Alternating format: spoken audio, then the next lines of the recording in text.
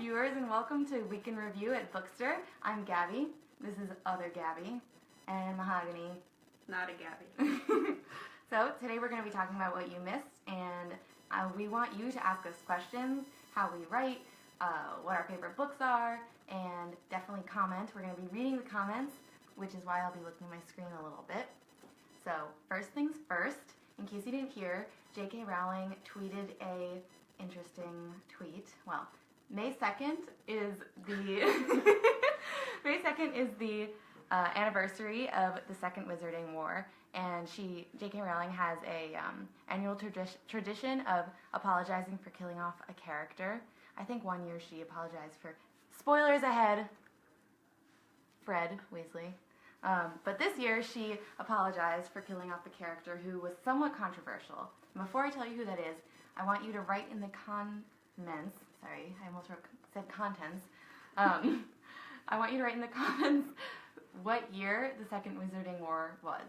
And if you're right, I'll give you a shout out. And that's going to be your gift for watching. So, do you guys know when it was? Don't say it. Well, I'm not going to say it, but I think I know. I know because you told me. Even though I read the book. So, this year, J.K. Rowling, in a tweet, apologized for killing off Snape. And some people were not happy with that apology because I guess they didn't really like Snape.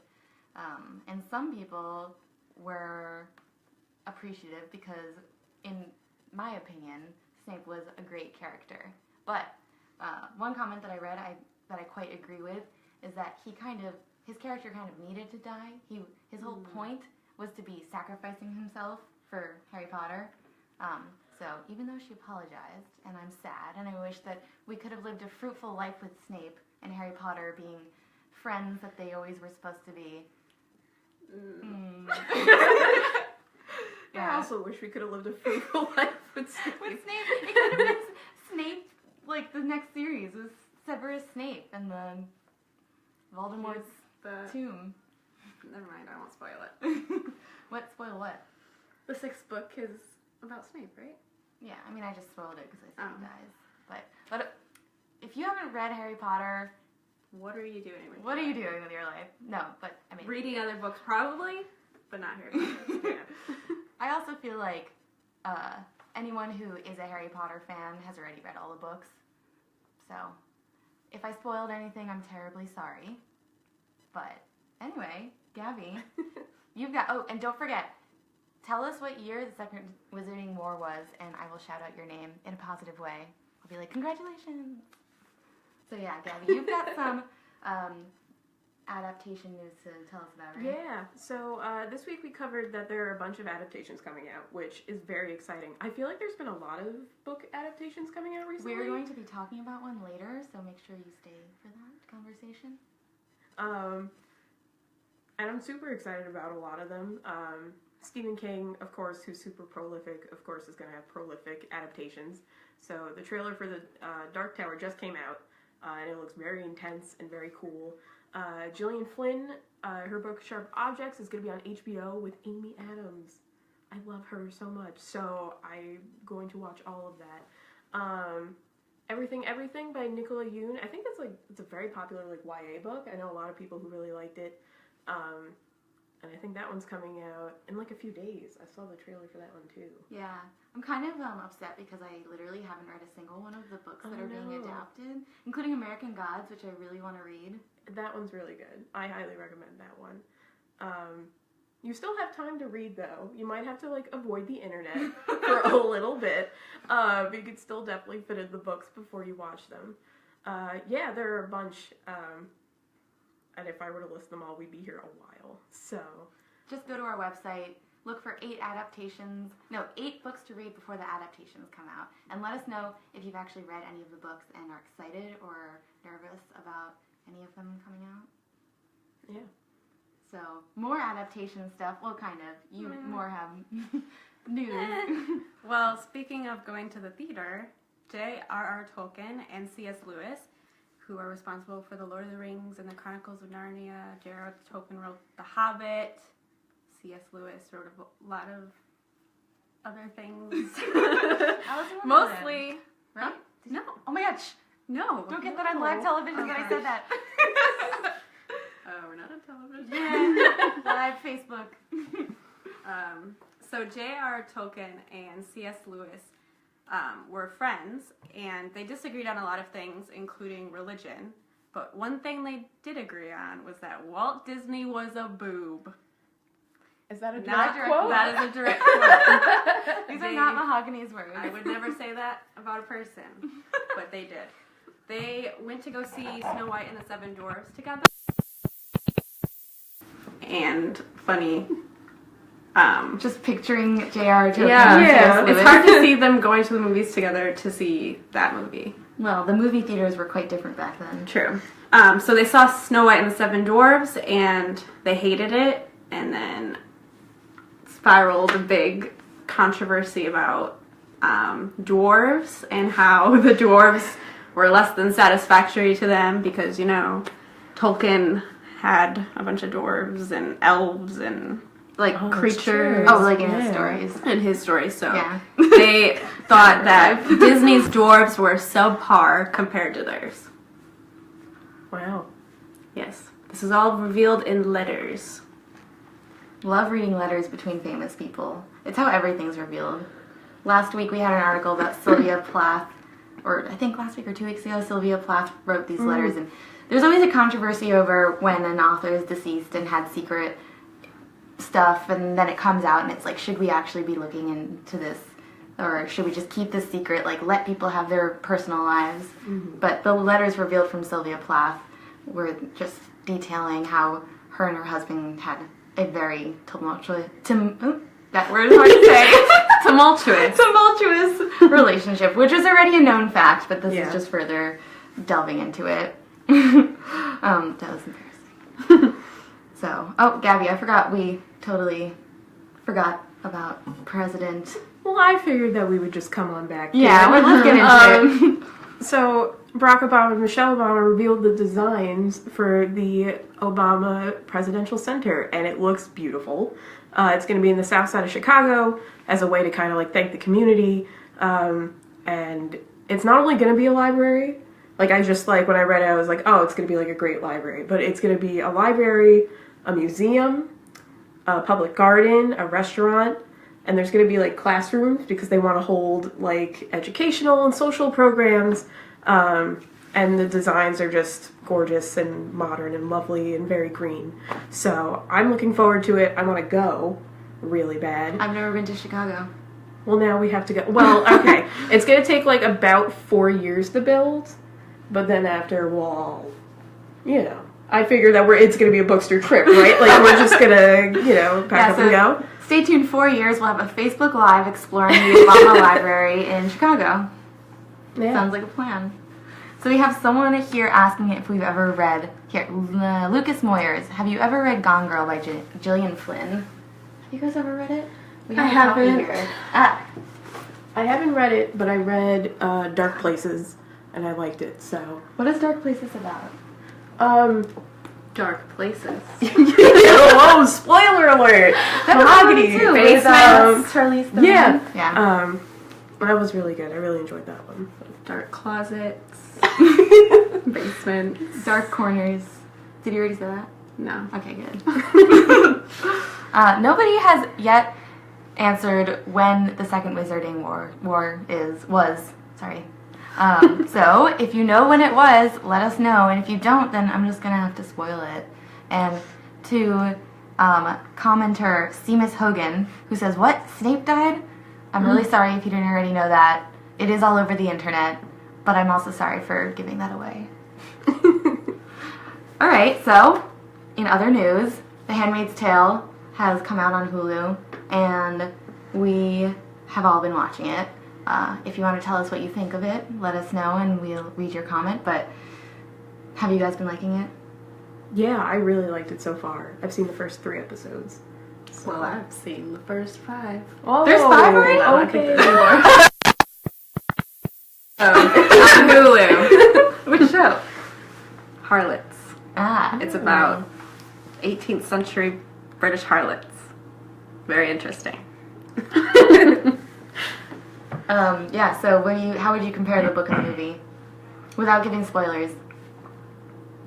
Well, I would say, like I've told them before, that the book doesn't really give away a lot of information about like the backstory and like what happened before. Like obviously there's flashbacks of Offred's previous life, but I feel like the Hulu adaptation goes a little bit deeper and it brings it into present day too. So I think the show is definitely going to go into more depth than the book did. Not to say that the book doesn't go into a ton of detail because it's a book and that's what it's based off of. But there were a lot of questions I had after finishing the book, and since the Hulu series has been renewed for a second season, I feel like they're gonna tell a lot more. Yeah. Stop talking with my hands. Very expressive. What about you, Gabby? I agree. I think so far, because there's been a lot of scenes, I'm like, oh, I recognize that from the book. I remember that, and I think they were done really well.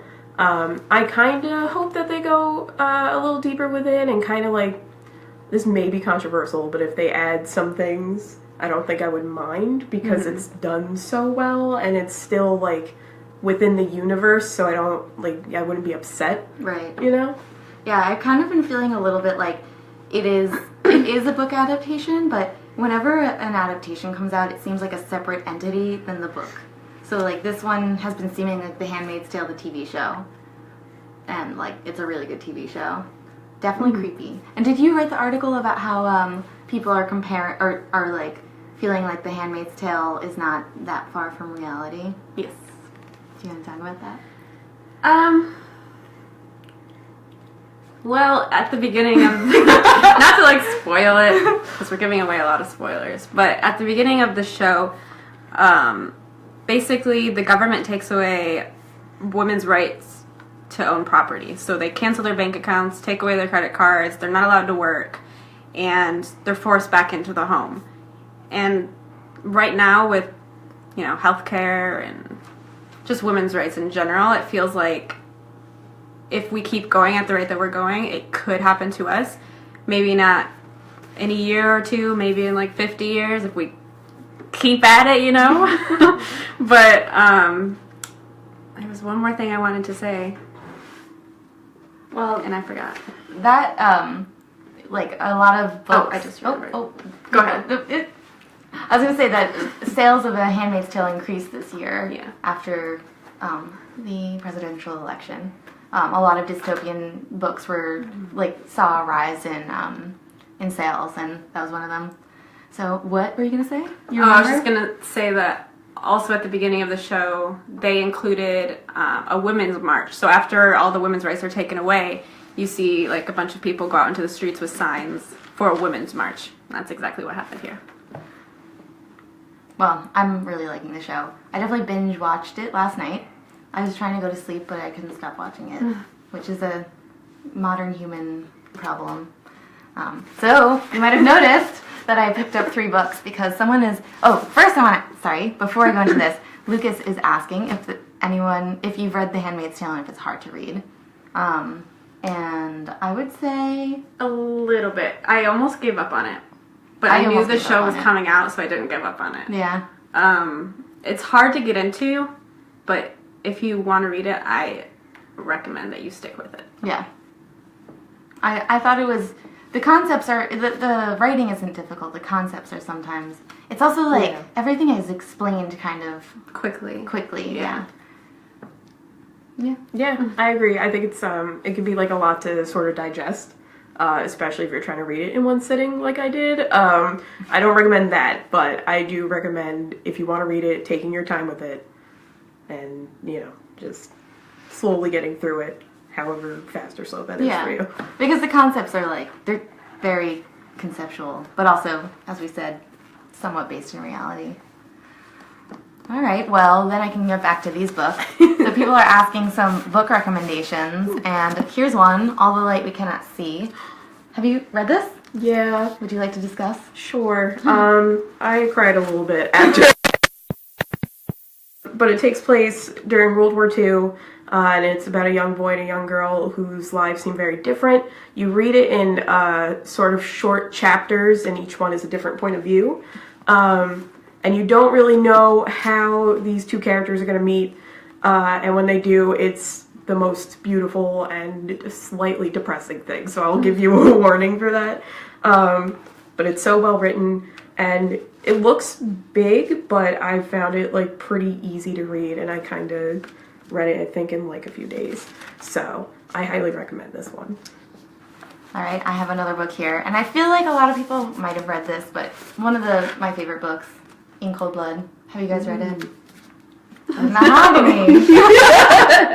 These are not books I would normally pick up. What? Well, okay, we can get We'll into get that it later. Yeah, this is just Truman Capote. He's like most famous for this book and Breakfast at Tiffany's, which I also read. It's interesting because this is a biography. Well, I guess it's a journalistic memoir, kind of. Like, is that what it's considered? It's yes, he went back to the Midwest where he was from to do like a lot of research, and then if you don't know, there's like a lot of rumors with this book of like how involved Truman Capote was with the murderers and like how close he got to them. Yeah. So if you're interested in like journalism and ethics, it's interesting. Also, it's written like it's written like a novel. It is, and it's also like just his word phrasing is very like cinematic. So you really feel like you're in it, which is really cool. Yeah. Well, I was going to talk about this book, but you did a better job than I did. I'm really excited, guys. And this also, I mean, Capote is based off of like the research that he did, the movie with Philip Seymour Hoffman. Man, Mahogany, what book would you suggest? Because I have another one over here. Oh. No. Might take me a while. There's a We lot. could talk about The Alchemist. The Alchemist is also obviously a classic, but just such a good book. And like, this I read in 2 sittings. I wanted to read it in 1, but I just didn't have enough time that day. But I kind of don't even want to talk about what it's about. But I mean, you've read this too. I haven't read this one. You haven't? Actually. No, it's I thought on you my. read everything. Well, that one's on my list. I want to read it because I've heard from like a million people that it's excellent. So It's like kind of coming of age, just in general, like great book. Wow, I'm really not pitching this book well. Do you have a suggestion? I Mahogany? don't. I can't really see behind me. Well, you could just But say one. There's.